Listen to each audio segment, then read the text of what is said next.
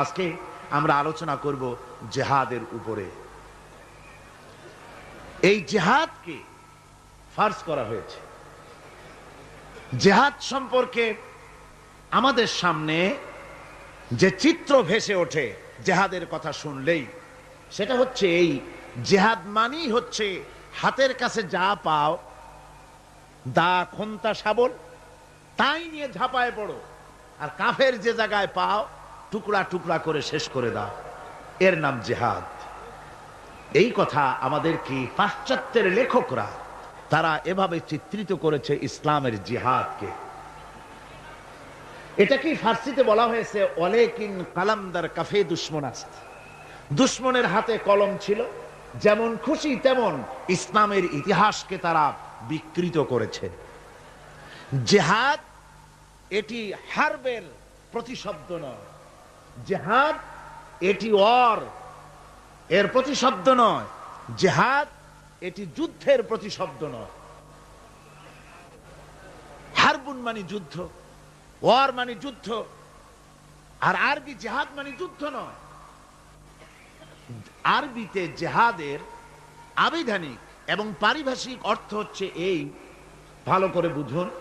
জিহাদ শব্দের আবিধানিক এবং পারিভাষিক অর্থ হচ্ছে এই যে যে কোনো উদ্দেশ্যকে সফলতার শীর্ষে পৌঁছে দেওয়ার জন্যে যে প্রাণান্তকার প্রচেষ্টা চালানো হয়, ওই প্রচেষ্টার আরবি নাম হচ্ছে জিহাদ। এই আরবি নামটি কি? জিহাদ। আমি আল্লাহর দ্বীন কায়েম করতে চাই, এজন্য যে আল্লাহ পাক আমাকে যদি শক্তি দিয়ে থাকেন অর্থ খরচ করা, আমার যদি টাকা কড়ি থাকে, এই রাস্তায় টাকা খরচ করা হচ্ছে আমার মালি জিহাদ। এই রাস্তায় যদি আমি বক্তব্য রাখতে পারি, তো আমি যদি বলিষ্ঠ কণ্ঠে আল্লাহর দ্বীন কায়েমের সংগ্রামের পথে যদি কথা বলতে পারি, এটা আমার বক্তব্যের জিহাদ। আল্লাহ যদি আমাকে শক্তি দিয়ে থাকেন কলমের, আমি যদি ইসলামের সপক্ষে দ্বীন প্রতিষ্ঠার লক্ষ্যে যদি আমি লিখি, এটা আমার কলমের জিহাদ, আমার চিন্তার জিহাদ, আমার মেধার জিহাদ, আমার প্রজ্ঞার জিহাদ। সর্বশেষ যদি এই আন্দোলনকে পরিচালিত করতে গিয়ে যদি সশস্ত্র হামলার মোকাবেলা করতে হয়, তাহলে সশস্ত্রভাবেই মোকাবেলা করাটাই হচ্ছে জিহাদের চূড়ান্ত রূপ। এটা প্রাথমিক পর্যায়ে নয়। জিহাদ অর্থই এটা নয় যে লাঠি ঠ্যাঙ্গা নিয়ে যারে পান ইসলাম মানে না ওর মাথা ভাঙ্গে দেন, এরকম নয়। আল্লাহ পাক তা বলেননি। কোরআনে কারীমে রব্বুল আলামিন বলেছেন, রাসূল পাক সাল্লাল্লাহু আলাইহি ওয়াসাল্লামকে বলেছেন, ইন্নামা আনতা মুযাক্কিরুল লাস্তা আলাইহিম বিমুসাইতির। হাবিব, আপনি একজন উপদেশক, উপদেশের কথাগুলি মানুষকে শোনান। আপনাকে দারোগা করে লাঠি চার্জ করার জন্য মানুষের সামনে দারোগা হিসেবে পাঠানো হয়নি, মানুষকে হেদায়েতের বাণী শোনান। আল্লাহ এই ব্যবস্থা করেননি কোরআনে কারীমে যে আমার কালেমা যারা মানবে না, কোরআন মানবে না, ফেরেশতা দিয়া পিটাও, নবী পাঠায় দিয়া নবীদের দিয়া পিটাও। না, পিটাপিটি মারামারি মূল বক্তব্য নয়। মূল বক্তব্য হচ্ছে আল্লাহর প্রতি ঈমান, রাসূলের প্রতি ঈমান, কিতাবের প্রতি ঈমান, ফেরেশতার প্রতি ঈমান, পরকালের প্রতি ঈমান।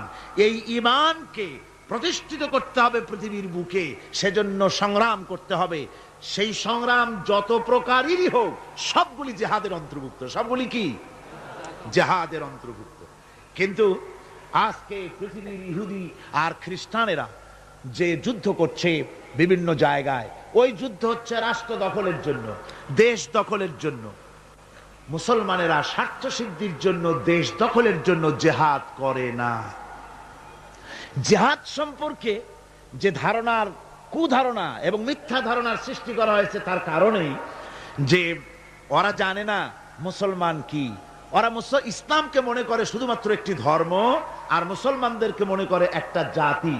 আমাদেরকে প্রথমে কথা বিশ্বাস করতে হবে, মুসলমান কোনো গতানুগতিক ভাবে কোনো জাতির নাম নয়, আর ইসলাম গতানুগতিক ভাবে কোনো ধর্মের নাম নয়। ইসলাম তাহলে কি? ইসলামটা যেমন হিন্দু ধর্ম, খ্রিস্টান ধর্ম, ইসলাম কি তেমন একটি ধর্ম? না। ইসলাম হচ্ছে as a complete code of life. ইসলাম হচ্ছে মুকাম্মাল নিজামে হায়াত, একটি পরিপূর্ণ জীবন ব্যবস্থার নাম হচ্ছে ইসলাম। আর মুসলমান গতানুগতিক ভাবে কোন জাতির নাম নয়, যেমন হিন্দু, খ্রিস্টান, বৌদ্ধ, ইহুদি, নাসারা, মজুসি যেমন জাতির নাম, মুসলমান তেমন গতানুগতিক ভাবে কোন জাতির নাম নয়। হিন্দু জাতি কাকে বলে? তো বলা হবে 12 মাসে যারা 13 পূজা করে ওরাই হচ্ছে হিন্দু জাতি। খ্রিস্টান কাদের বলে? যারা রবিবার দিন গির্জায় যায় তাদেরকে বলা হয় খ্রিস্টান জাতি। তো ইহুদি কারে বলে? যারা প্রতি শনিবার ইয়াউমুস সাbt যারা গিয়ে তাদের সিনাগোতে গিয়ে হাজির হয় তাদেরকে ইহুদি বলা হয়। এখন আপনি মুসলমানের ব্যাখ্যা কিভাবে করতে পারবেন যে মুসলমান কাকে বলে? জবাব হবে যারা শুক্রবার দিন মসজিদ যায়, নামাজ পড়ে, রোজা রাখে ওরাই মুসলমান। জবাব ঠিক হলো না? জবাব ঠিক হলো না। ইসলাম হচ্ছে একটি বিপ্লবী মতবাদ, একটি পূর্ণাঙ্গ জীবন ব্যবস্থা। আর এই জীবন ব্যবস্থাকে যারা দুনিয়ার বুকে প্রতিষ্ঠিত করতে চায় সেই রেভলিউশনারি পার্টির নাম হচ্ছে ইসলাম, মুসলমান। সেই দলের নাম কি? মুসলমান। এই মুসলমানেরা পৃথিবীর বুকে তারা যুদ্ধ করে না স্বার্থ হাসিলের জন্য, দেশ দখল করার জন্য তারা যুদ্ধ করে না। তাদের স্ট্রাগল, তাদের সংগ্রাম হচ্ছে আল্লাহর বিধান জমিনের উপরে প্রতিষ্ঠা করা। এই জন্য রাসূল পাক বলেছেন জিহাদ হচ্ছে সর্বোত্তম ইবাদত। সর্বোত্তম ইবাদত কি? রাসূল করিম সাল্লাল্লাহু আলাইহি ওয়াসাল্লাম বলেছেন, আন আবি যার রাদিয়াল্লাহু তাআলা আনহু قال قلت يا رسول الله اي العمل افضل قال ঈমান বিল্লাহ। আমি জিজ্ঞেস করলাম রাসূলকে, হযরতে আবু যর রাদিয়াল্লাহু তাআলা আনহু বলছেন আমি রাসূলকে জিজ্ঞেস করলাম, হে আল্লাহর রাসূল সবচেয়ে উৎকৃষ্ট আমল কোনটি? হুজুর বললেন আল্লাহর প্রতি ঈমান, আর তারপরে হচ্ছে ওয়াল জিহাদু ফি সাবিলিল্লাহ, রাওয়াহু মুত্তাফাকুন আলাইহি। হুজুর সাল্লাল্লাহু আলাইহি ওয়াসাল্লাম বলছেন আল্লাহর প্রতি ঈমানের পরে আল্লাহর রাস্তায় জিহাদ করা হচ্ছে সর্বোত্তম ইবাদত। এই জিহাদের উদ্দেশ্য হবে মানব সমাজে আল্লাহর আইন প্রতিষ্ঠিত করা। যেহেতু আল্লাহর আইন প্রতিষ্ঠিত না হওয়া পর্যন্ত সমাজের মধ্যে অন্যায়, অসত্য চলতে থাকে, মানুষের উপর জুলম চলতে থাকে। এই জন্য জিহাদ হবে, যত জায়গায় জিহাদের কথা আছে জিহাদ ফি সাবিলিল্লাহ বলা হয়েছে। জিহাদ কার পথে? আল্লাহর পথে। আল্লাহ রাব্বুল আলামিন কোরআনে কারীমের মধ্যে বলেছেন আল্লাযীনা আমানু ইউকাতিলুনা ফি সাবিলিল্লাহ, যারা নাকি ঈমানদার, যারা মুমিন, তারা সংগ্রাম করে, তারা লড়াই করে আমি আল্লাহর পথে, আমার দিন প্রতিষ্ঠার জন্যই তারা লড়াই করে। এরা হলো মুমিনের এটাই পরিচয়, আমার বিধানকে প্রতিষ্ঠা করার জন্য তারা সংগ্রাম করে।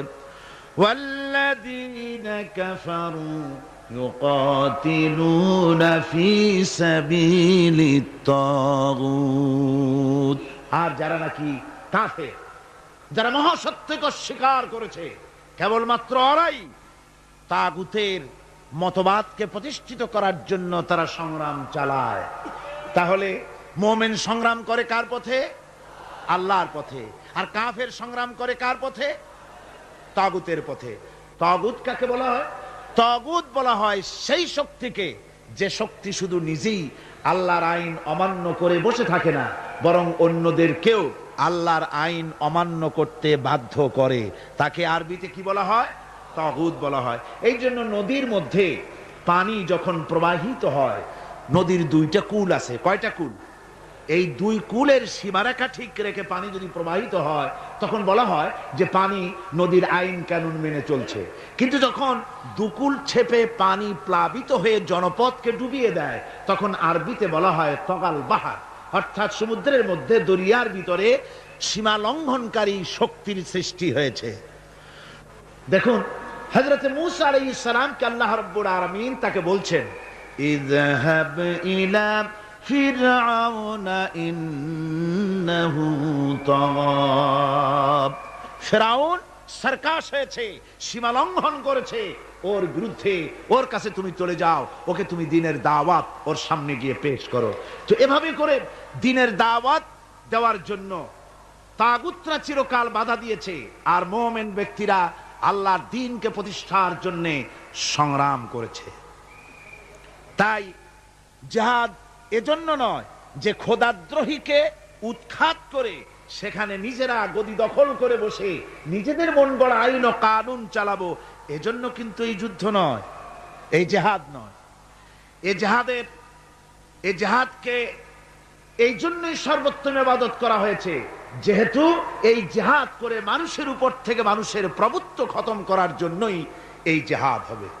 ইসলামের সর্বশ্রেষ্ঠ বিপ্লবী আহ্বান, এই কোরআনের মধ্যে যে বিপ্লবী আহ্বান জানানো হয়েছে, সে বিপ্লবী আহ্বান মুসলমানদের জন্য শুধু নয়, গোটা বিশ্ববাসীর জন্য। জেহাদটা কি জন্য শুনুন। কোরআনে কারিমে রব্বুল আলামিন যে আহ্বান জানিয়েছেন তামাম পৃথিবীর মানুষদেরকে, সে আহ্বান হচ্ছে ইয়া আইয়ুহান নাসু উবুদু রাব্বাকুমুল্লাযী খালাকাকুম ওয়াল্লাযীনা মিন ক্বাবলিকুম লাআল্লাকুম তাত্তাকুন। হে মানব সকল, আনুগত্য করো। উবুদু রাব্বাকুম আয় আতিউ রাব্বাকুম, গোলামি করো, আনুগত্য করো, দাসত্ব করো তোমার রবের, সেই রবের যিনি তোমাদেরকে সৃষ্টি করেছেন, সেই রবের আনুগত্য করো জীবনের সকল ক্ষেত্রে। এটাই কোরআনে কারীমের বিপ্লবী দাওয়াত গোটা পৃথিবীর মানুষের সামনে।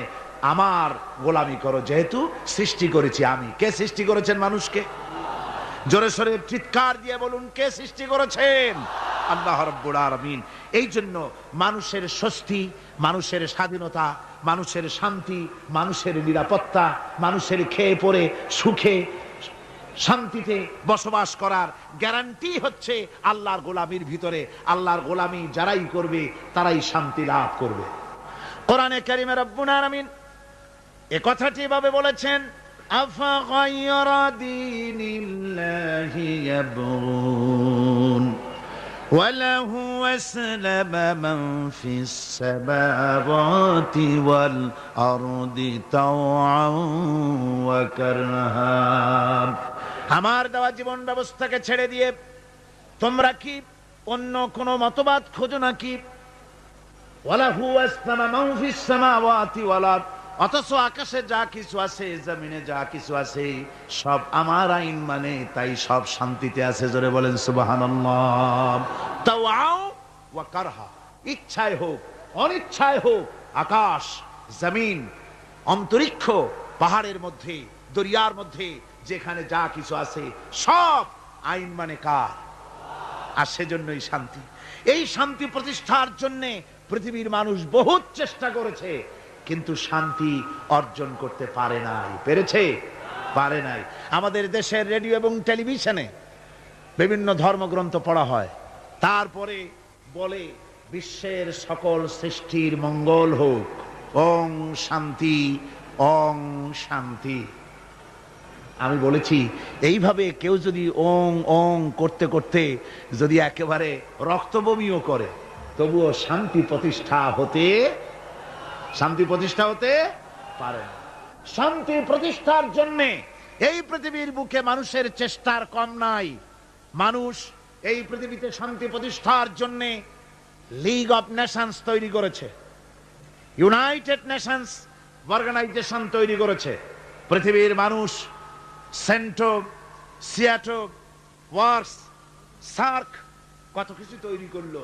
আপনারা বলেন, শান্তিকে প্রতিষ্ঠা করতে পেরেছে?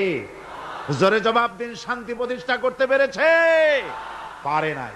প্রথম বিশ্বযুদ্ধ হয়ে গেল। এই বিশ্বযুদ্ধের পর নিদারুণ ভাবে মানুষ ক্ষতিগ্রস্ত হলো, পৃথিবীর মানুষ। আর যাতে যুদ্ধ বিগ্রহ না হয় সেজন্য 1920 সনে লিগ অফ নেশনস তৈরি হলো। পৃথিবীতে আর যুদ্ধ যাতে না হয় সেই আকাঙ্ক্ষা নিয়ে এটা তৈরি করা হলো। কিন্তু লিগ অফ নেশনস কিছুই করতে পারল না। 1939 সনে শুরু হয়ে গেল সেকেন্ড গ্রেট ওয়ার, দ্বিতীয় বিশ্বযুদ্ধ। এই বিশ্বযুদ্ধ চলল 1939 থেকে 1945 সন পর্যন্ত, অর্থাৎ সুদীর্ঘ 6টি বছর পর্যন্ত দ্বিতীয় বিশ্বযুদ্ধ চলল। এই যুদ্ধে পৃথিবীর বিরাট ক্ষতি হয়ে গেল, অসংখ্য মানুষ মরলো, কত কোটি কোটি মানুষ ক্ষতিগ্রস্ত হলো, বাড়িঘর ধ্বংস হলো, মানুষের নগর সভ্যতা জনপদ বিধ্বস্ত হয়ে গেল। আর যাতে যুদ্ধ বিগ্রহ না হয় সেজন্য পৃথিবীর মানুষেরা তৈরি করলো ইউএনও, ইউনাইটেড নেশনস অর্গানাইজেশন, যাকে বলা হয় জাতিসংঘ। কি বলা হয়? এই জাতিসংঘ প্রতিষ্ঠা হয়েছিল কি জন্যে? শান্তি প্রতিষ্ঠার জন্য। আপনারা বলেন জাতিসংঘ কি শান্তি প্রতিষ্ঠা করতে পেরেছে? জোরে বলেন, পেরেছে? পারে নাই। জাতিসংঘ হচ্ছে আজকের পৃথিবীর আমেরিকার একটা হাতের পুতুল। পুতুল নাচ যারা দেখেছেন, পুতুল যেমন মানুষের হাতে সুতা বাঁধা থাকে আর তাই দিয়ে পুতুলের নাচায়, জাতিসংঘকে এভাবে আমেরিকা নাচায়। তাই আমরা দেখতে পাই ইসরায়েল যদি জাতিসংঘের কোন আইনকে, উপদেশকে, সাজেশনকে, কোন বিধিবিধানকে লঙ্ঘন করে, তাহলে ইসরায়েলের উপর অ্যাকশন নেওয়া হয় না। ইরাক যদি জাতিসংঘের কিছু করলো, তাহলেই সমস্ত বিমান নিয়ে আর তার নৌজাহাজ নিয়ে সমানে হামলা শুরু হয়ে যায়। দুনিয়ার সোমালিয়ার ভিতরে মারামারি তারাই লাগিয়েছে, বসনিয়ায় মারামারি ওরাই লাগিয়েছে। এখানে জাতিসংঘের কোনো ভূমিকা নাই। অর্থাৎ আমেরিকা যতটুকুন বলবে ততটুকুনি অগ্রসর হবে, যতটুকুন বলবে না ততটুকুন অগ্রসর হতে পারবে না। আমি দৃষ্টান্ত দিয়ে থাকি জাতিসংঘের এভাবে। জাতিসংঘের দৃষ্টান্তটা এমন যে এক লোক, তার বন্ধুর বাড়িতে আগুন লেগেছিল। তারপর সেই বন্ধু চিৎকার মেলে বলছে, ভাইরা আমার বাড়ি তো আগুন লেগে গেল, ও আমার বন্ধুরা, আমার প্রতিবেশী, তোমরা যারা আছো, তোমাদের হাতের কাছে যা আছে তাই নিয়ে আমার বাড়ির আগুন নিভায়ে দাও। বন্ধুর আর্তচিৎকার শুনে চতুর্দিক থেকে লোকেরা ছুটলো। তার এক বন্ধু ছিল, তার ছিল দর্জির দোকান, টেইলার মাস্টার ছিলেন তিনি। তিনি দেখলেন বন্ধুর বাড়িতে আগুন লেগেছে, হাতের কাছে যা আছে তাই নিয়ে যেতে বলেছে। তো আমার পাশে তো কতগুলি কাপড়ের টুকরা ছাড়া কিছুই নাই। এক বস্তা কাপড়ের টুকরা নিয়ে ছুটলো আগুন নিভাবার জন্য। আরেকজনের ছিল রাইস মিল, তার ছিল অনেক তুষ তার মিলে, 2 বস্তা তুষ নিয়ে ছুটলো আগুন নিভাতে। আরেকজনের ছিল পেট্রোল পাম্প, 2-3 পেট্রোল নিয়ে তিনি ছুটলেন। আরেকজনের ছিল শুকনা কাঠের দোকান, 1 ট্রাক শুকনা কাঠ নিয়ে ছুটলেন। আপনারা বলেন বন্ধুরা, এই সব আগুন নিভাবার উপকরণ যা নিয়ে এসছে, এগুলি যদি বন্ধুর বাড়ির আগুনের মধ্যে ঢালে, যাও 2-1খানা খুঁটি তার বাঁচত, তাও কি বাঁচবে?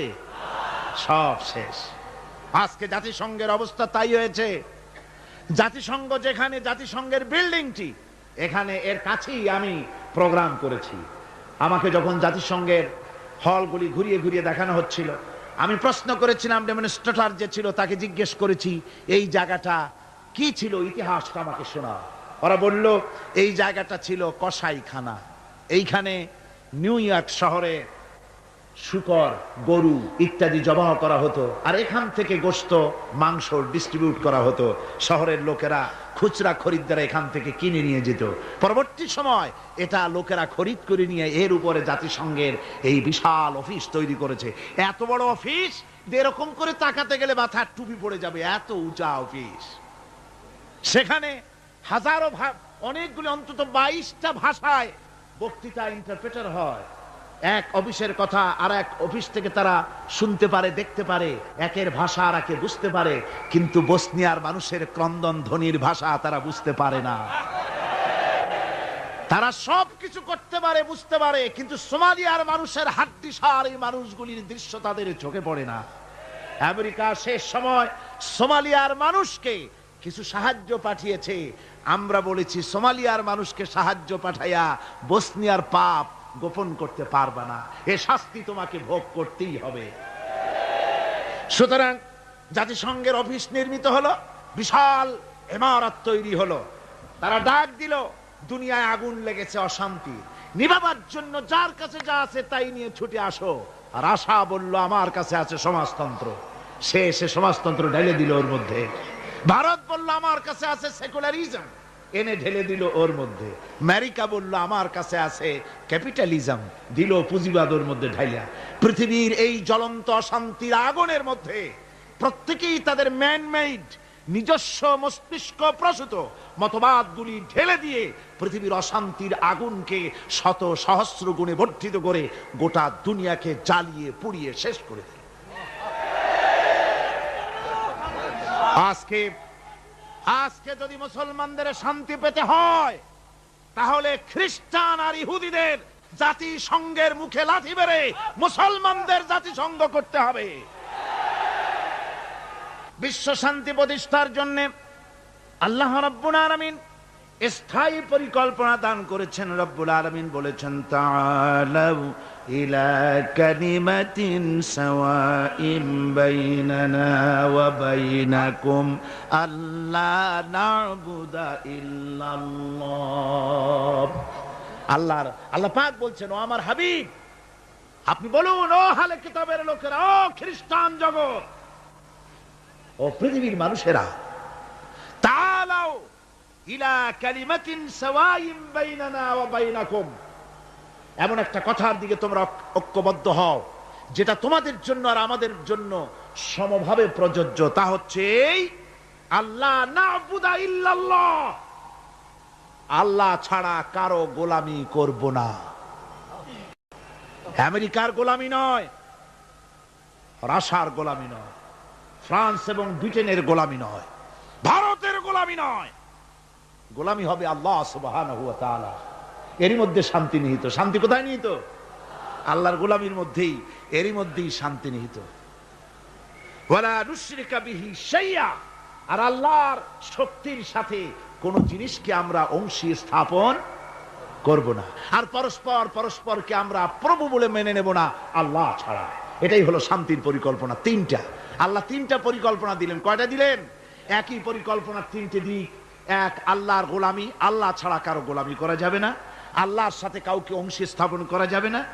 ওয়ালা ইয়াত্তাখিযা বা'দুনা বা'দান আরবাবাম মিন দুনিল্লাহ, আর আল্লাহ ছাড়া কাউকে প্রভু বলে মানা যাবে না। আল্লাহ ছাড়া কাউকে সুপার পাওয়ার বলে আমরা মানি না। সুপার পাওয়ার আকাশে জমিনে একজনই আছেন, তার নাম কি? জোরে বলেন, তার নাম কি? ওই আল্লাহ রাব্বুল আলামিন বলেছেন, ইনিল হুকমু ইল্লা লিল্লাহ, হুকুম, আইন একমাত্র আল্লাহরই চলতে পারে, মানুষের উপরে আর কারণ। আলা লাহুল খালকু ওয়াল আমর, সৃষ্টি যার, আইন চলবে সেই আল্লাহ রাব্বুল আলামিনের। মানুষের এই কথা কেন আমাদের মাথার মধ্যে ঢোকে না? আমাদের মাথার মধ্যে এই কথা আসা দরকার। এই পৃথিবীতে কই একটা গরু তো আর একটার গরুর আইন মানে না। লক্ষ্য করেন, মাঠে ময়দানে যে বড় বড় গরু আছে, যে গরুটার শিং মোটা, স্বাস্থ্য মোটা, সেই গরু সে বলে নাকি যে এর মধ্যে দুর্বল যত গরু আছে কেউ নড়তে পারবে না, আমার হুকুম মেনে চলতে হবে। আর সমস্ত ছোট গরুরা বয়স ছোটে জড়সড় হইয়া ঘাস খাওয়া বাদ দিয়া মাঠের এক কোনায় গিয়ে দাঁড়ায় রয়েছে, এরকম দেখা গেছে কখনো?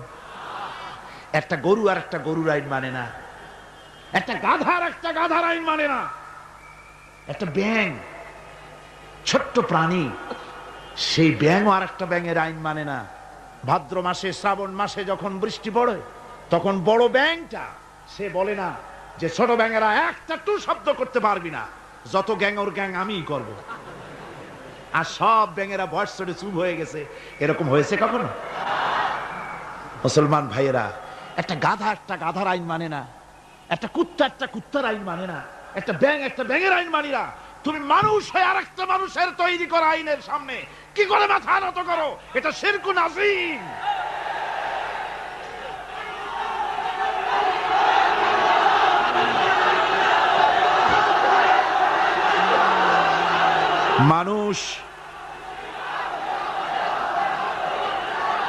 মানুষ কেবলমাত্র আল্লাহ রাব্বুল আলামিনের, আল্লাহ সুবহানাহু ওয়া তাআলার আইনকেই মানতে হবে, আর কারো আইন মানা যাবে না। এমন কি যেসব নেতারা আল্লাহর আইনকে মানতে বাধ্য করে না, সেসব নেতাদের নেতৃত্ব মানা।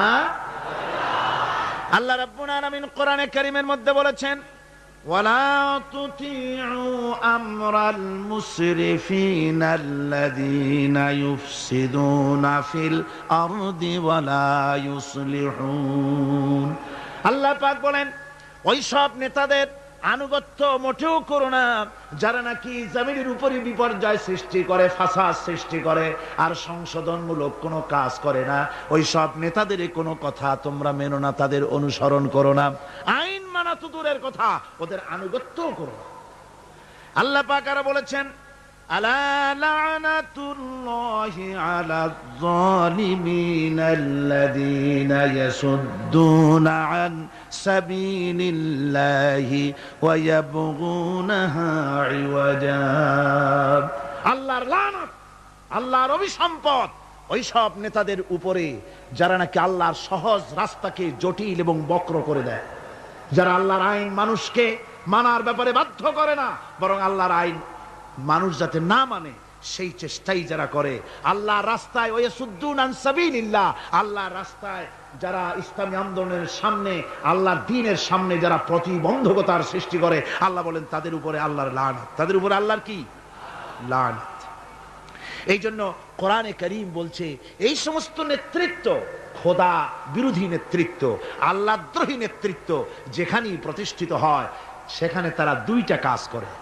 যেখানে ইসলাম থাকে না সেখানে তারা যদি ক্ষমতা দখল করে দুইটা কাজ করে। কয়টা কাজ?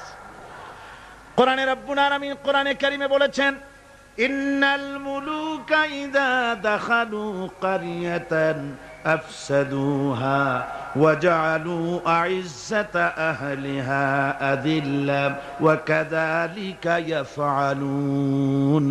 আল্লাহ রাব্বুল আলামিন বলেন, এই ধরনের লোকেরা যখন কোন জনপদের মধ্যে প্রবেশ করে, যাদের মন মগজের মধ্যে আল্লাহ নাই, রসুল নাই, দ্বীন নাই, ঈমান নাই, এই চরিত্রের লোকেরা যখন কোন দেশকে দখল করে বা ক্ষমতায় যায় তখন তারা দুই দফা কাজ করে। কয় দফা?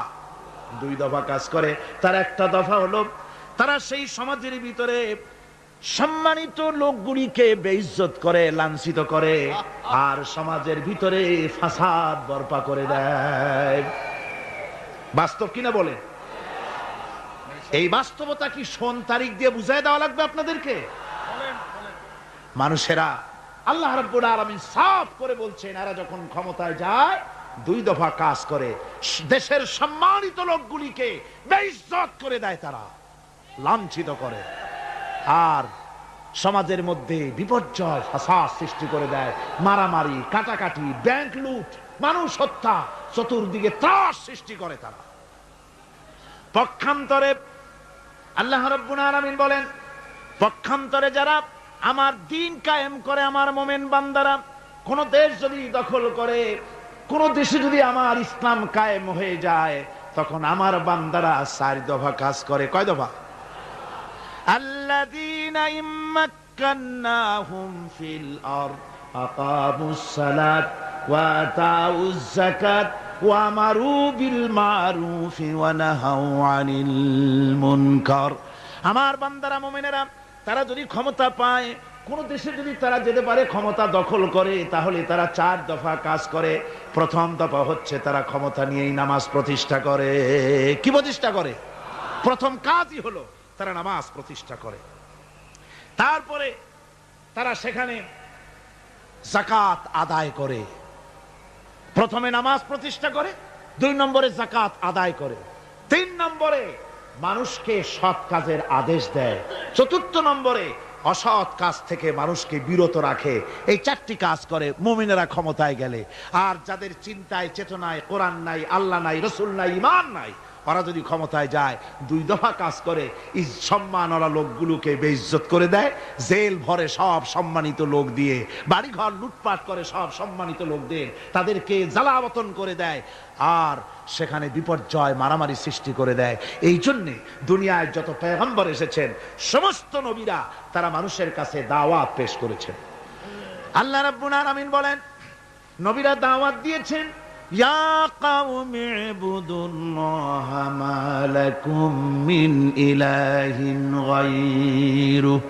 আল্লাহ রাব্বুল আলামিন বলেন, নবীরা যখন দুনিয়ায় যে নবী এসেছেন মানুষকে দাওয়াত দিয়েছেন, ইয়া কওমি, হে আমার জাতি, হে আমার সম্প্রদায়, এক আল্লাহর গোলামি করো, তিনি ছাড়া তোমাদের কোনো প্রভু নাই, আইনদাতা নাই, বিধানদাতা নাই, তার আনুগত্য করো জীবনের সকল ক্ষেত্রে।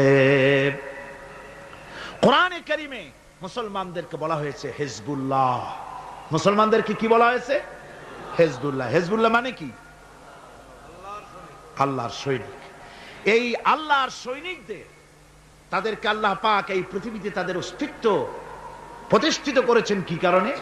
তার কারণ হচ্ছে রব্বুল আলামিন বলেছেন, কুনতুম খায়রা উম্মাতিন উখরিজাত লিন-নাসি তা'মুরুনা বিল মা'রুফি ওয়া তানহাউনা 'আনিল মুনকার।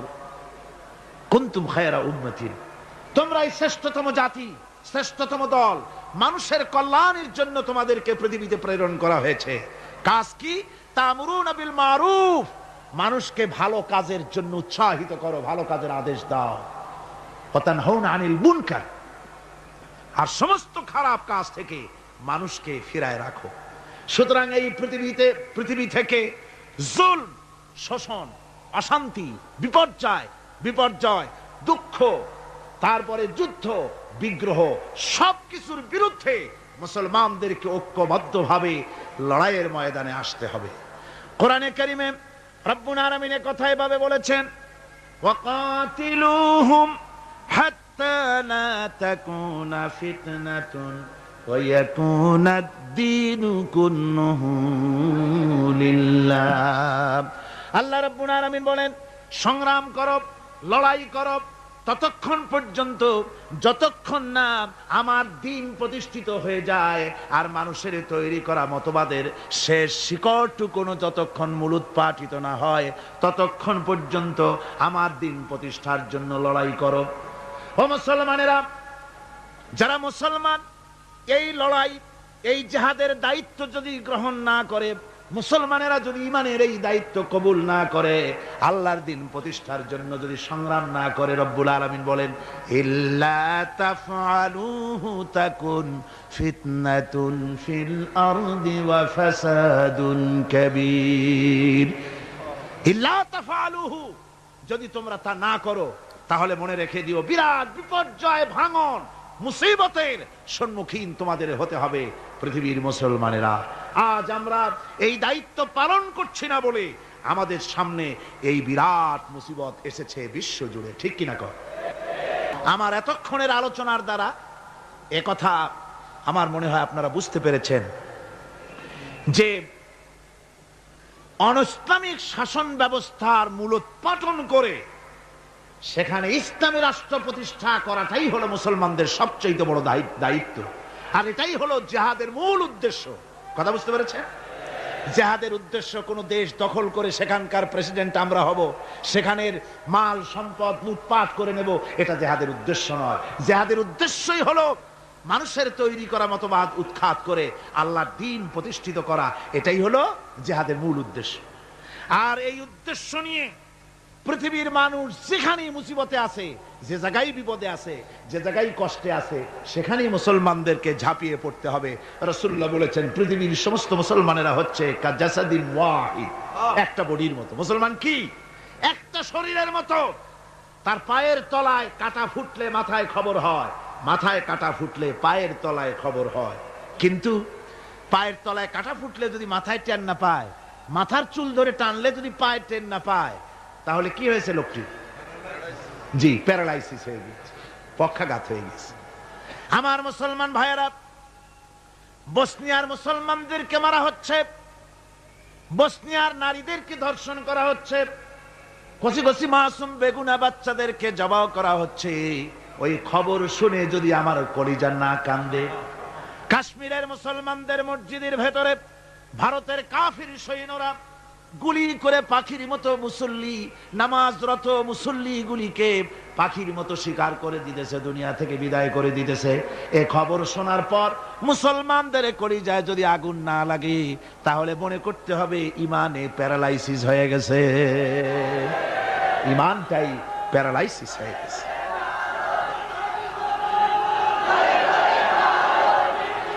আমার আল্লাহ রাব্বুল আলামিন কোরআনে কারীমের মধ্যে পরিষ্কার বলেছেন, ওয়ামা লাকুম লা তুকাতিলুনা ফি সাবিলিল্লাহ والمستضعفين من الرجال والنساء والبلدان الذين يقولون ربنا أخرجنا من هذه القرية الظالم أهلها وما لكم কি হয়েছে তোমাদের লা তুকাতিলুনা ফি সাবিলিল্লাহ আমার রাস্তায় কেন সংগ্রাম করো না, কেন লড়াই করো না? ওয়াল মুস্তাদাফিন মিনার রিজাল, যেখানে নিপীড়িত, নিগৃহীত, আবাল বৃদ্ধ বনিতা, পুরুষ নারী, কচি কচি শিশু নির্যাতনে অতিষ্ঠ হয়ে আমার দরবারে ফরিয়াদ করে বলছে, আয় আল্লাহ, এই জালিমের জনপদ থেকে আমাদেরকে মুক্ত করো। এভাবে যখন কান্দে, ও মুসলমানেরা, তোমাদের কি হলো? তোমরা কেন ঝাঁপিয়ে পড়ো না তাদের সপক্ষে? কেন লড়াই করো না? ভাইরা আমার, সারা বিশ্ব জুড়ে মুসলমানদের উপরে নির্যাতন চলছে। এই নির্যাতনের বিরুদ্ধে মুসলমানদেরকে ঐক্যবদ্ধ হতে হবে দ্বীন প্রতিষ্ঠা করার জন্য। দ্বীন যদি প্রতিষ্ঠিত হয় তাহলে নির্যাতন বন্ধ হয়ে যাবে, শয়তানি বদমাশি সব বন্ধ হয়ে গিয়ে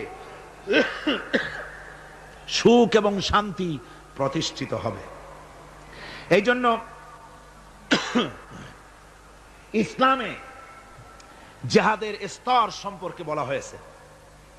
রাসূল পাক সাল্লাল্লাহু আলাইহি ওয়াসাল্লাম বলেছেন, ফামান জাহাদাহুম বিয়াদিহি ফাহুয়া মুমিন ওয়ামান জাহাদাহুম বিলিসানিহি ফাহুয়া মুমিন ওয়ামান জাহাদাহুম বিকলবিহি ফাহুয়া মুমিন ওয়া লাইসা ওয়ারা যালিকা মিনাল ঈমানি হাববাতু খারদালি। মুসলিম শরীফের হাদিস। আল্লাহর নবী বলতেছেন, যে ব্যক্তি অন্যায়ের বিরুদ্ধে হাত দিয়ে লড়াই করবে সে ব্যক্তি মুমিন, যে মুখ দিয়ে কথা বলবে এটার বিরুদ্ধে সেও মুমিন, যে ব্যক্তি মনে মনে এটাকে ঘৃণা করবে সেও মুমিন। এরপরে ইমানের কোনো স্তর নাই, ইমানের আর কোনো জায়গা নাই, শেষ শেষ। তাহলে ফার্স্ট ক্লাস মুমিন কে? যে ব্যক্তি হাত দিয়ে বাধা দেয়। ফার্স্ট ক্লাস মুমিন কে? যে ব্যক্তি অন্যায়ের বিরুদ্ধে তার দুহাত উত্তোলন করে অন্যায়কে চুরমার করে দেওয়ার জন্য এগিয়ে আসে, সেই হলো ফার্স্ট ক্লাস মুমিন। এটা যদি না পারে তাহলে মনে মনে খারাপ জাত, তাহলে মুখ দিয়ে বলতে হবে। এটা হলো সেকেন্ড ক্লাস। মুখ দিয়ে বলা কি? Second class. মুখ দিয়ে বলতে হবে। মুখেও যদি প্রতিবাদ করতে না পারো, মনে মনে খারাপ জানো, এর পেছনে কোনো ইমানের দরজা নাই, স্তর নাই।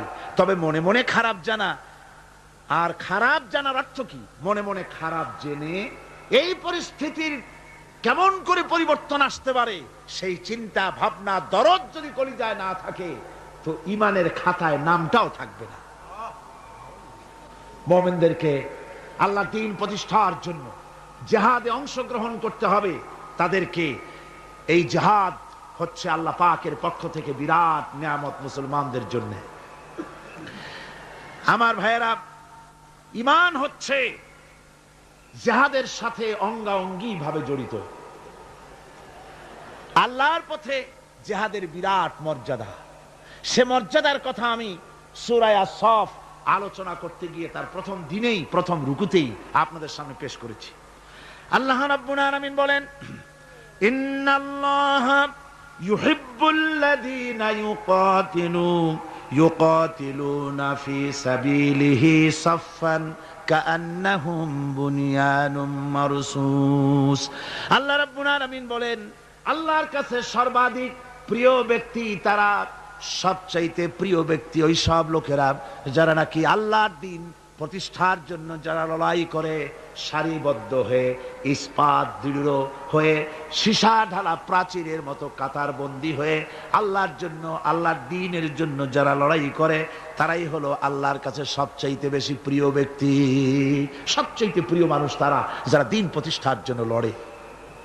আমরা মনে করেছি যে আমরা যে নামাজ পড়ি, রোজা রাখি, হজ করি, যাকাত দেই, মিলাদ শরীফ পড়ি, এতেই আল্লাহ খুশি, এই করেই আমরা কিয়ামতের দিন বেহেশতে চলে যাব। না ভাই, এত সহজে যদি বেহেশতে যাওয়া যেত তাহলে সাহাবায়ে কেরাম এত কষ্ট করতেন না, আম্বিয়া আলাইহিমুস সালাম এত কষ্ট করতেন না।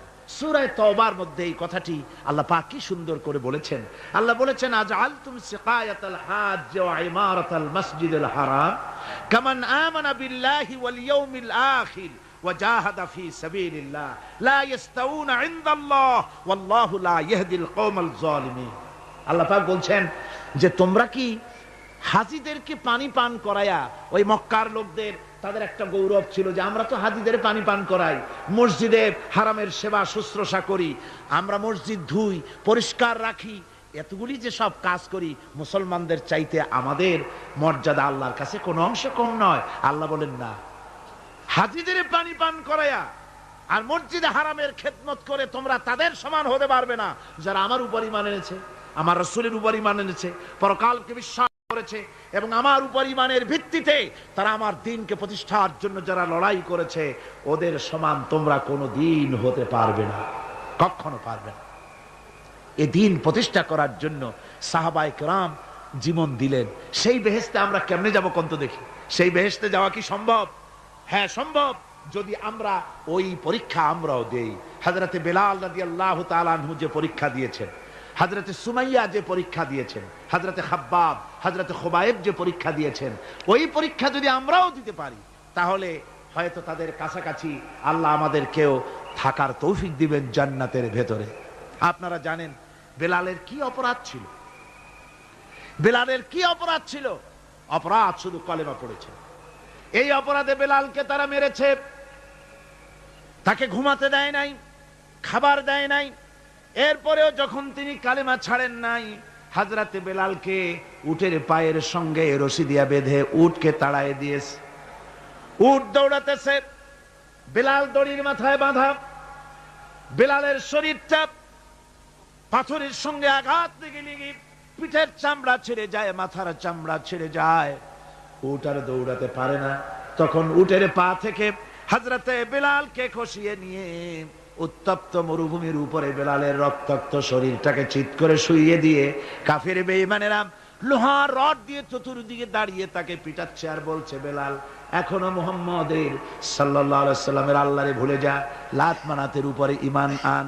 এমন কঠিন সময়ের ভিতরে হযরতে বেলাল একটা আঙ্গুল উঁচু করে বলছেন, আহাদ আহাদ আহাদ লা ইলাহা ইল্লাল্লাহ লা ইলাহা ইল্লাল্লাহ লা ইলাহা ইল্লাল্লাহ। একটু জোরে পড়েন, লা ইলাহা ইল্লাল্লাহ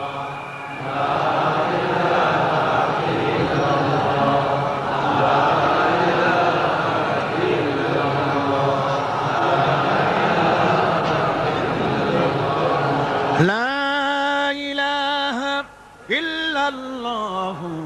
মুহাম্মাদুর রাসূলুল্লাহ। আমার ভাইরা, ওরা হযরতে খাব্বাবকে বেঁধেছে, খুঁটির সাথে বেঁধে চতুর্দিক থেকে তীর নিক্ষেপ করছে, তরবারি মারতেছে, শরীরের গোশত টুকরা টুকরা হয়ে পড়তেছে। এরপরে কাফেরের নেতা বলতেছে, থামো, একটা কথা বলে নেই। জিজ্ঞেস করছে, খাব্বাব তোমাকে ছেড়ে দিতে পারি একটা শর্ত যদি মানো, তোমার পরিবর্তে এখানে এনে আল্লাহর নবীকে, তোমাদের নবীকে এনে বাঁধবো, তার উপর অত্যাচার করব, এটা যদি মানো তোমারে ছেড়ে দিতে পারি। এতক্ষণ ধরে যিনি তীর তরবারির আঘাত নীরবে সহ্য করতেছিলেন, এখন মানুষের এই কথার আঘাত তিনি সহ্য করতে পারলেন না।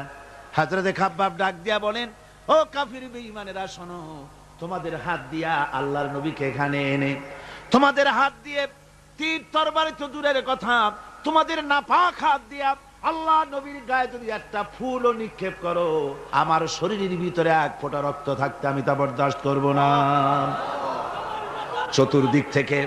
চতুর্দিক থেকে মার আরম্ভ হয়ে গেল, গায়ের গোশত পড়ে যায়। হযরতে খাব্বাব মনে করলেন এখন তো আর জীবন বাঁচবে না, বুঝি মরে যাব। তিনি তখন বললেন, রব্বুল আলামিন আমার তো সময় হয়ে এসেছে বোধহয়, আমার এখন জীবনের শেষ মুহূর্তে আমার মন চায় যদি দুইটা সেজদা তোমারে দিতে পারতাম, 2 রাকাত নামাজ যদি পড়তে পারতাম, জীবনটা আমার খুশি হয়ে যেত। কিন্তু আমি বান্ধা, কেমন করে আমি সেজদা দেব? সেজদা দেওয়ার কোনো উপায় আমার নাই, তবে কাবা শরীফের দিকে আমার মুখ ঘুরানো আছে, আমি আমার মাথাটা একটুখানি নিচু করে নিলাম, আমার এই মাথা নিচু করাকে আমার জীবনের শেষ সেজদা হিসেবে ধরে নিও। কাফির বেঈমানেরা হযরতে খাব্বাবের মাথা ধরি অন্যদিকে ঘুরিয়ে দিল। হযরতে খাব্বাব পড়লেন, ফাইনামা তুওয়াল্লু ফাসাম্মা ওয়াজহুল্লাহ, যেদিকেই মুখ ঘুরাও সেদিকেই আল্লাহ, আল্লাহ ছাড়া কোনো দিক নাই। আমার ভাইরা, এই জিহাদে এত বড় ফজিলত আল্লাহ রাব্বুল আলামিন রেখেছেন। দ্বীন প্রতিষ্ঠার জন্য যারা লড়ে, আল্লাহ পাক তাদের জন্য বিরাট নিয়ামত রেখেছেন। সুবহানাল্লাহ পড়ে। হযরত আব্বাস রাদিয়াল্লাহু তাআলা আনহু বর্ণনা করছেন, সামি'তু রাসূলুল্লাহ সাল্লাল্লাহু আলাইহি ওয়াসাল্লাম ইয়াকুল, আইনান লা তামাসসুহান নারু আইনুন বাকাত মিন খাশিয়াতিল্লাহ ওয়া আইনুন বাতাত তাহরিসু ফি সাবিলিল্লাহ, রাওয়াহু তিরমিজি। হযরত ইবনে আব্বাস রাদিয়াল্লাহু তাআলা তিনি বলছেন, আমি রাসূলুল্লাহকে বলতে শুনেছি, আল্লাহর নবী বলেছেন, দুইটি চোখকে জাহান্নামের আগুন দুইটা চোখকে স্পর্শ করবে না। একটা চোখ হচ্ছে গভীর রাত্রে যারা আল্লাহর ভয়তে জাহান্নামের ভয়তে যারা কান্দে, জাহান্নামের আগুন ওই চক্ষুকে স্পর্শ করবে না। আর যারা দ্বীন প্রতিষ্ঠার জন্য, আল্লাহর দ্বীন কায়েমের জন্য ময়দানে যারা লড়াই করে, রাতের বেলায় পাহারা দেয়, ওই পাহারারত চোখে চোখের মধ্যে জাহান্নামের আগুন ওই চোখে স্পর্শ করবে না। আমার ভাইরা, হযরত উসমান রাদিয়াল্লাহু তাআলা আনহু বলছেন, মান রাবাতা লাইলাতান ফি সাবিলিল্লাহ কানাত কাআলফি লাইলাতিন সিয়ামুহা ওয়া কিয়ামুহা। হাজার রাত ধরে রোজা রাখলে, হাজার রাত ধরে ইবাদত করলে, আর হাজার দিন ধরে রোজা রাখলে যে সওয়াব হবে, একটা ঘন্টা একটা রাত যদি কেউ পাহারা দেয় আল্লাহর দ্বীনকে প্রতিষ্ঠার জন্য, আল্লাহর দ্বীনের কোন ইসলামী রাষ্ট্রের প্রহরায় যদি কেউ যদি থাকে, একটা রাতে পাহারা দিয়ে যে সওয়াব হবে, হাজার হাজার বছর ধরে নামাজ রোজা করে ওই সওয়াব পাওয়া যাবে না। সুবহানাল্লাহ। অর্থাৎ হাজার বছর ধরে নামাজ রোজা করার মতোই সওয়াব পাহারা দেওয়া আল্লাহর দ্বীনের ইসলামের রাষ্ট্রকে।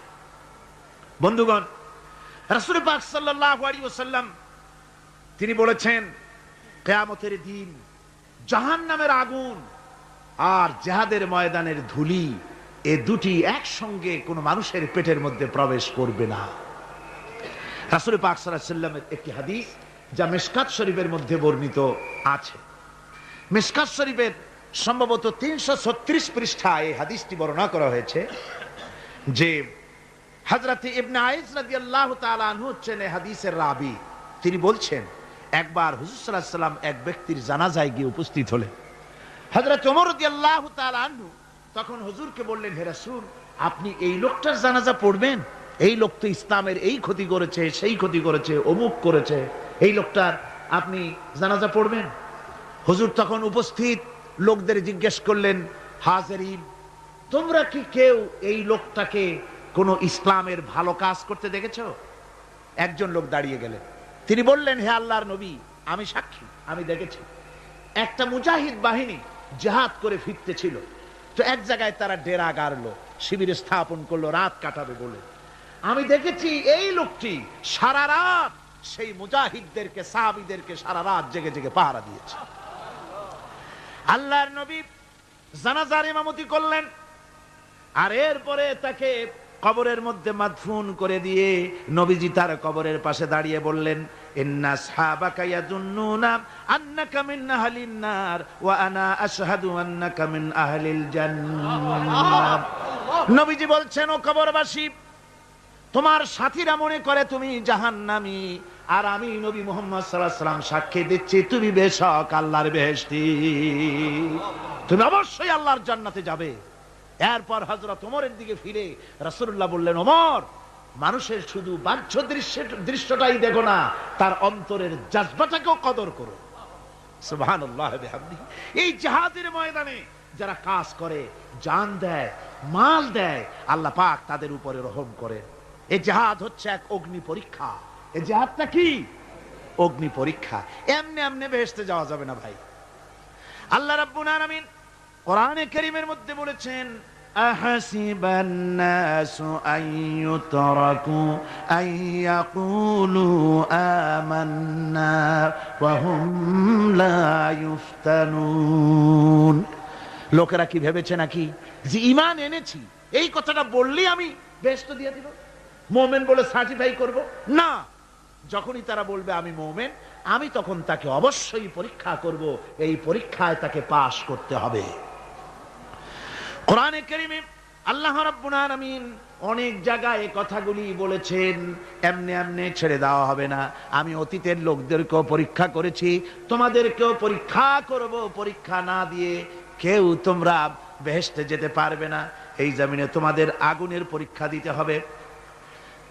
পয়গম্বরেরা কষ্ট করেছেন, সাহাবায়ে কিরাম কষ্ট করেছেন। আল্লাহ রাব্বুল আলামিন তিনি বলছেন, আম হাসিবতুম আন তাদখুলুল জান্নাতা ওয়া লাম্মা ইয়াতিকুম মাসালুল লাযীনা খালাউ মিন ক্বাবলিকুম মাসাতুহুমুল বাসাউ ওয়াদ-দাররাউ ওয়া যুলজিলু حتى يقول الرسول والذين معه متى نصر الله ألا إن نصر الله قريب। আল্লাহ রাব্বুল আলামিন বলেন, তোমরা কি মনে করেছো যে তোমরা বেহেশতে প্রবেশ করবে, অথচ তোমাদের পূর্বে যারা এই পৃথিবীতে এসেছিল তাদেরকে আমি যেমন পরীক্ষা করেছি ওরকম পরীক্ষা এখনো তোমাদের উপরে আসে নাই, ওরকম বিপদও আসে নাই, মুসিবতও আসে নাই। এমন বিপদ এসেছিল নবীদের উপরে, সাহাবায়ে কিরামদের উপরে, যে বিপদে মানুষ জর্জরিত হয়ে গিয়ে নবী এবং তার সাথী সঙ্গীরা এ কথা তারা মুখ থেকে বেরিয়ে গেছে, মাতা নাসরুল্লাহ, আয় আল্লাহ তোমার মদদ কখন আসবে, তোমার মদদ কখন আসবে? মার খেতে খেতে তো শেষ হয়ে গেলাম। এইভাবে যখন মার আসে চতুর্দিক থেকে আর মুমিনেরা ময়দানে পা জমায়ে টিকে থাকে দিন প্রতিষ্ঠার জন্য, আল্লাহ তখন খুশি হয়ে এক সময় ঘোষণা করে দিবেন, আলা ইন্না নাসরাল্লাহি করিব, আর দেরি নাই, আমার মদদ আমার সাহায্য তোমাদের জন্য অবধারিত। সুবহানাল্লাহ। আমার ভাইরা, বিষয়টা সহজ নয়। শুধু দুইটা সেজদা দিয়া, শুধু তাহাজ্জুদের কিছু নামাজ পড়িয়া আল্লাহর জান্নাতে যাওয়া এত সহজ নয়। রাস্তা খুব কঠিন, রাস্তা খুব। ये शहादत गाहे उल्फत में कदम रखना, ये शहादत गाहे उल्फत में कदम रखना, लोग समझते हैं आसान है मुसलमान होना। এটা হলো শাহাদাতের উত্তপ্ত ময়দানে পা রাখা। লোকেরা মনে করে ইসলাম গ্রহণ করা, মুসলমান হওয়া বুঝি বড় সহজ ব্যাপার। এত সহজ না। আমরা হানফি মাসলাকের লোক, ইমাম আবু হানিফার মাসলাক অনুযায়ী চলি। আমরা মনে করি বেহেশতে এমনি যাব, কিন্তু আমাদের ইমাম সাহেব কি করছেন ওই ইতিহাস আমাদের জানা নেই। খাজা বাবার মহব্বতে অস্থির। রজব মাস আসলে পরে বড় বড় ডেক্সি চড়ায়, সেই ডেক্সির উপরে লাল শালু বিছায়, তারপরে টাকা পয়সা রোজগার বহুত করে। আসলে তো খাজা না, আসলে হচ্ছে ইয়া খাজা কুস্তু আজা, পেট তো ভর যা। পেট ভরার জন্য পয়সা করে ইনকাম করা। খাজার লা ইলাহা ইল্লাল্লাহ এই চিশতিয়া তরিকার জিকির গ্রহণ করা হয়েছে, কিন্তু চিশতিয়া তরিকা যে আরেকটা আছে, তারাগার পর্বতে পৃথিবীরাজের সঙ্গে লড়াই করা, সেইটার কাছে নেই আমরা, সেটা। ইমাম আবু হানিফা শুধু মস্তাই বলেন নাই, দিন প্রতিষ্ঠার জন্য রক্ত দিয়েছেন, ঠিক কিনা? 8টি বছর পর্যন্ত কারারুদ্ধ ছিলেন। তাকে জিজ্ঞেস করা হয়েছে, ইমাম সাহেব জেলের মধ্যে তো আছেন, কষ্ট হয়? ইমাম সাহেব বলেছেন, না কষ্ট হয় না, তবে মাঝে মাঝে একটু কষ্ট হয় মনে। 2-4 মাস পর পর আমার বুড়ি মাকে এনে হাজির করা হয় জেলখানার মধ্যে, আর আমার মায়ের সামনে আমাকে পেটানো হয়, যেন মা আমাকে বলে যে এদের সাথে একমত হয়ে যা, সেই জন্য পেটানো হয়। তা আমার মা আমার মায়ের দেখে আর মায়ের চোখ থেকে পানি পড়তে থাকে, তখন আমার মনে বড় কষ্ট লাগে। তবে আলহামদুলিল্লাহ মা আমার এমন, আমার মার দেখেন আর হজম করেন, আর আমাকে বলেন খবরদার এক চুলো সিদ্ধান্ত থেকে নড়বা না। তাকবীর, নারায়ে তাকবীর,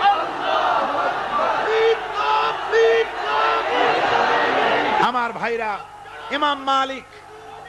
ইমাম মালিক 28 দিন পর্যন্ত তাকে বাতিলরা বেঁধে রেখেছে, হাত পিঠ মোড়া দিয়ে 28 দিন বাঁধা। এই হাত বাহু থেকে ডিসকানেক্ট হয়ে গিয়েছে, এই বাহুর জোড়া থেকে ডিসকানেক্ট হয়ে গিয়েছিল হাত, 28 দিন পর্যন্ত বাঁধা ছিল। ইমাম আহমদ বিন হাম্বল, ইসলাম বিরোধীরা তাকে পিটাইছে, প্রত্যেকটা চাবুকের সাথে গায়ের গোশত উঠে এসেছে। এজন্য কবি বলতেছি, पैरवी बू हनीफा की सनद जिंदान है, हम्बली होता है पीठ पर दुर्रे खाने की बात। হানাফি হতে চাও, জেল জরিমানার জন্য প্রস্তুতি নাও। শুধু সবরি কলা খাইয়া বেহেশতে যাওয়া যাবে না, এত সহজ না। আঙ্গুর বেদানা, সবরি কলা আর দুধের স্বরের উপর ইসলাম আসে নাই। ইসলাম এসেছে তপ্ত ময়দানের উপরে, জান দিয়ে রক্ত দিয়ে ইসলাম প্রতিষ্ঠা হয়ে গোটা দুনিয়ার নির্যাতিত নিপীড়িত জনতার মুখে হাসি ফুটিয়েছে ইসলাম।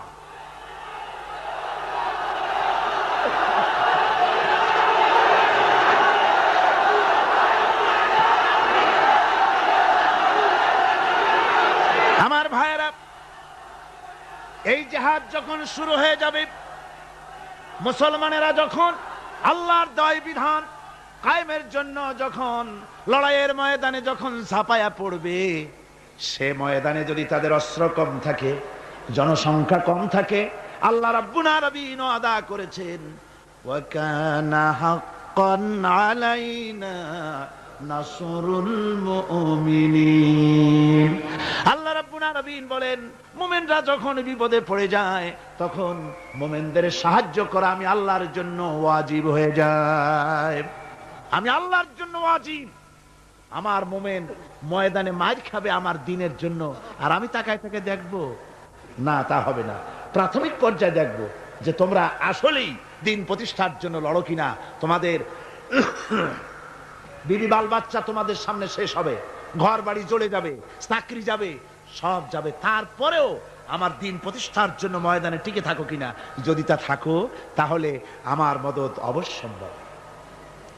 আর কাফিরদের বিরুদ্ধে বিজয়ের জন্য রব্বুল আলামিন বলেছেন, ওয়া কাফাল্লাহুল মুমিনিনাল কিতালা ওয়া কানাল্লাহু কাবিয়ান আজিজা। কাফেরদের বিরুদ্ধে লড়াইয়ের ময়দানে মুসলমানদেরকে সাহায্য করার জন্য আল্লাহই যথেষ্ট। কে যথেষ্ট? আল্লাহ যথেষ্ট। রব্বুল আলামিন বলেছেন, ওয়ালা তাহিনু ওয়ালা তাহজানু ওয়া আনতুমুল আলাউনা ইন কুনতুম মুমিনিন। কোনো ভয় নাই, কোনো চিন্তা নাই, যদি তোমরা মুমিন হও, আমি আল্লাহ রাব্বুল আলামিন তোমাদেরকে বিজয়ী করব। এ ওয়াদা কার? আল্লাহর ওয়াদা কখনো মিথ্যা হয়? আল্লাহ কি মিথ্যা কথা বলেন? নাউযুবিল্লাহ। ওয়া মান আসদাকু মিনাল্লাহি কিলা। আমি আল্লাহর চাইতে সত্যবাদী আর কে হতে পারে? আল্লাহ পাক বলছেন, আমি সাহায্য করব তোমাদেরকে, যদি প্রয়োজন হয় তাহলে আমি ফেরেশতা দিয়ে সাহায্য করব। সুবহানাল্লাহ বলে। আল্লাহ রাব্বুল আলামিন সূরা আল-আনফালের ভিতরে ঘোষণা করেছেন, দুনিয়ার মানুষকে তিনি শুনায় দিচ্ছেন নবীজির সঙ্গে সাহায্যের ব্যাপারে যে কথাবার্তাগুলি হয়েছিল। ইয তাস্তাগীসুনা রাব্বাকুম ফাস্তাজাবা লাকুম আন্নী মুমিদ্দুকুম বিআলফিন মিনাল মালাইকাতি মুরদিফিন। স্মরণ করো সেই সময়ের কথা যখন তোমরা আমার কাছে কাকুতি বিনীত করে সাহায্য কামনা করতেছিলে যে আমাদেরকে 1000 ফেরেশতা দিয়ে সাহায্য করা হোক। আল্লাহ পাক বলেন, আমি ফেরেশতা দিয়ে তোমাদেরকে ময়দানে সাহায্য করেছি, জিহাদের ময়দানে। সুবহানাল্লাহি বিহামদিহি। আল্লাহ রাব্বুল আলামিন বলেন, তোমরা যখন সাহায্য প্রার্থনা করেছিলে আমি সাহায্য তোমাদের দিয়েছি। স্মরণ করো সেই সময়ের কথা যখন তোমাদের নবী তোমাদেরকে বলেছিল, ইয তাকুনু লিল মুমিনিনা আলাইয়াকফিয়াকুম আইয়ুমিদ্দাকুম রাব্বুকুম বিসালাসাতিন আলাফিম মিনাল মালাইকাতি মুনজিলিন। আল্লাহ রাব্বুল আলামিন বলেন, আমি এইভাবে করে যখন তোমাদের নবী তোমাদেরকে বলেছিল যে তোমাদের জন্য এটা কি যথেষ্ট নয় যে আল্লাহ পাক তোমাদের জন্য 3000 দিয়ে ফেরেশতা নাজিল করবেন, আমি তখন 3000 ফেরেশতা নয় বরং 5000 ফেরেশতা দিয়ে তোমাদেরকে সাহায্য করার ওয়াদা করেছি। 3000 নয়, 5000 চিহ্নযুক্ত ফেরেশতা নাজিল করে দিয়ে তোমাদের সাহায্য করব বলে আমি ওয়াদা করেছি। আজও সেই মদদ আল্লাহর পক্ষ থেকে আমাদের জন্য, ওই মদদ আজও আসতে পারে।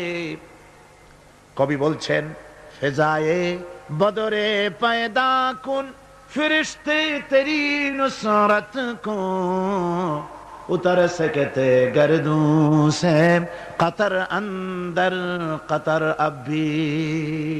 বদরের মুসলমানদের মতো যদি ঈমান তোমাদের আসে, তাহলে আজও আকাশ থেকে কাতারে কাতারে ফেরেশতা আমি আল্লাহ অবতীর্ণ করে দিতে পারি। সুবহানাল্লাহি ওয়া বিহামদিহি।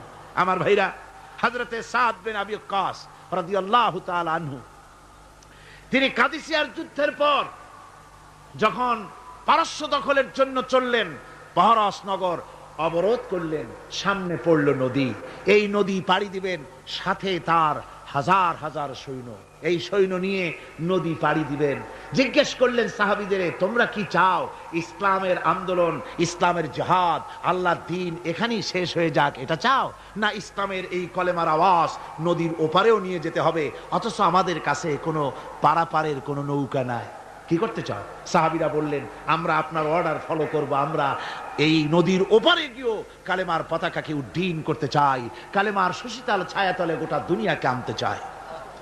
হযরতে সাদ তখন বললেন, তাহলে তোমরা সবাই আমার পেছনে পেছনে এই দরিয়ার ভিতরে ঝাঁপিয়ে পড়ো, আর আমার সঙ্গে সবাই উচ্চারণ করো, নাস্তাঈনু বিল্লাহি ওয়া নাতাওয়াক্কালু আলাইহি হাসবুনাল্লাহু নি'মাল ওয়াকিল নি'মাল মাওলা ওয়া নি'মান নাসির। ইতিহাস লিখতেছি, 60,000 সৈন্য তাদের অশ্ব নিয়ে, তাদের উষ্ট্র নিয়ে, তাদের মালপত্র নিয়ে, জিহাদের সামান নিয়ে শ্রাবণের খরস্রোতা নদী, উত্তাল তরঙ্গমালায় ভরা নদীর উপর থেকে এই সাহাবীরা পাড়ি দিয়ে ওপার চলে গেলেন। ওপার যাওয়ার পরে হযরতে সাদ বলছেন, তোমাদের কেউ কি হারায় গেছে নাকি? সবাই এদিক ওদিক তাকায়, খোঁজ করে বলল, মানুষ তো দূরের কথা, একটা উট আর ঘোড়াও একটাও হারায় যায় নাই। একজন বলল, আমার একটা পেয়ালা, যে পেয়ালা আমি পানি পান করতাম, সেই পেয়ালাটা তুফানে ছিটকে কোথায় চলে গেছে, ওইটা হারায় গেছে।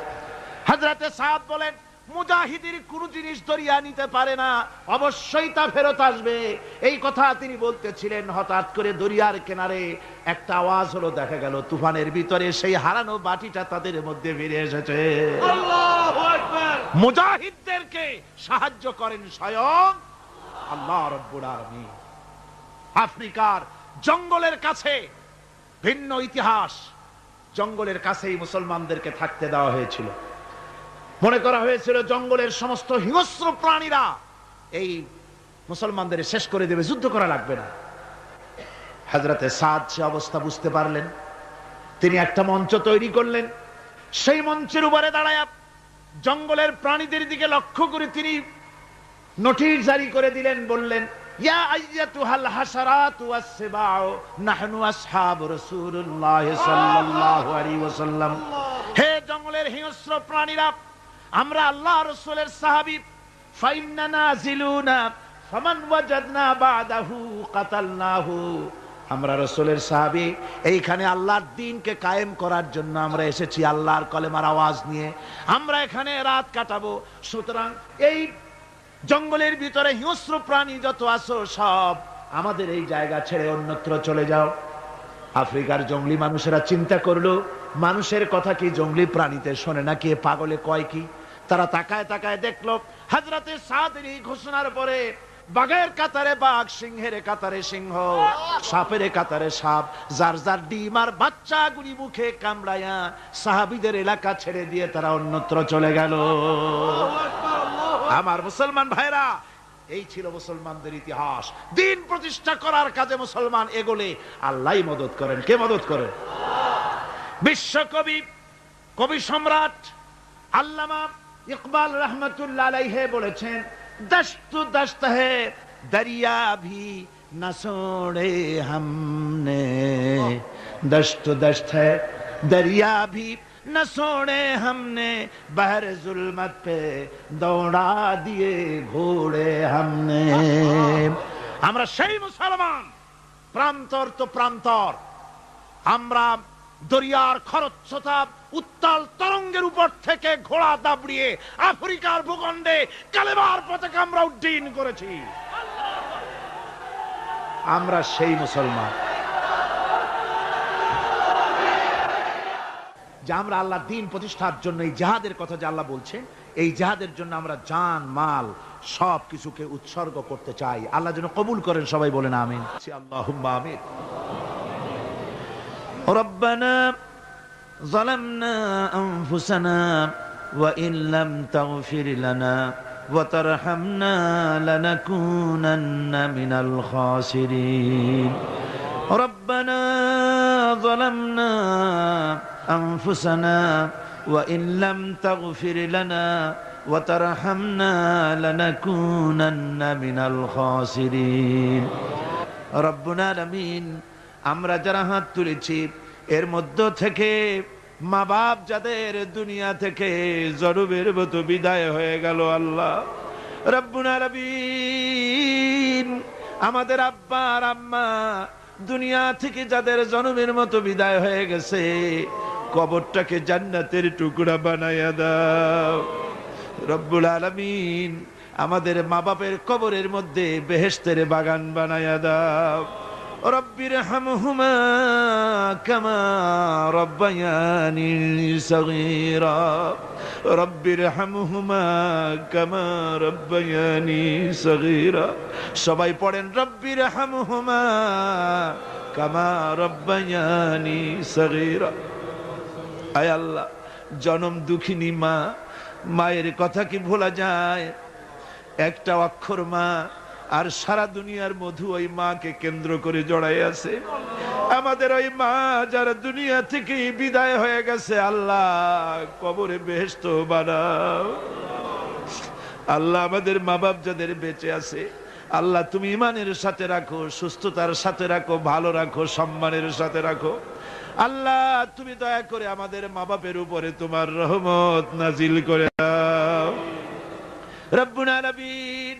আমাদের দাদা দাদি, নানা নানি, আত্মীয় স্বজন, শ্বশুর শাশুড়ি, মুরব্বিয়ান, ওস্তাদ, পীর মুর্শিদ যার যা মারা গেছে সকলকে মাফ করে দাও।